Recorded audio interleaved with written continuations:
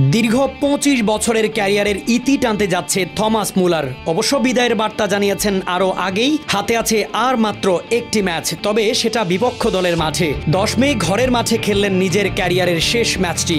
সেখানে জয় দিয়েই বিদায় জানালো তার চিরচেনা ক্লাব বায়ার্ন মিউনিখ। মুলারের শেষ ম্যাচে বরুশিয়া মনচেনগ্লাডবাখের বিরুদ্ধে খেলতে নামে বায়ার্ন। ম্যাচে ২-০ গোলে হারিয়ে মুলারের শেষ হোম ম্যাচকে স্মরণীয় করে রাখে বায়ার্ন মিউনিখ। যদিও চলতি মৌসুমে তাদের হাতে রয়েছে আর মাত্র একটি ম্যাচ, সেটিও প্রতিপক্ষের মাঠে, তাই ঘরের মাঠে এটাই ছিল মুলারের শেষ উপস্থিতি। ম্যাচ শুরুর আগে বায়ার্ন ক্লাব কর্তৃপক্ষ মুলারের সম্মানে আয়োজন করে একটি সংক্ষিপ্ত বিদায় অনুষ্ঠান। তাকে উপহার দেওয়া হয় স্মারক ছবি, যেখানে ফুটে ওঠে তার ক্যারিয়ারের সেরা সব মুহূর্ত। এটা ছিল বায়ার্নের হয়ে সব প্রতিযোগিতা মিলিয়ে তার ৭৫০তম ম্যাচ।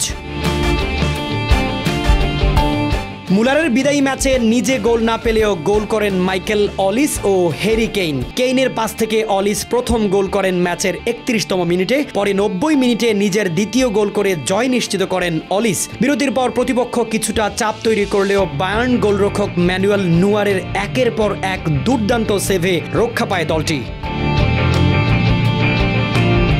ম্যাচের ৮৪ মিনিটেই মুলারকে তুলে নেয় বায়ার্ন কোচ কোম্পানি। এ সময় স্টেডিয়ামে দাঁড়িয়ে দর্শকদের হাত নেড়ে বিদায় জানান মুলার। মাঠ তখন প্রকম্পিত দর্শকের করতালিতে।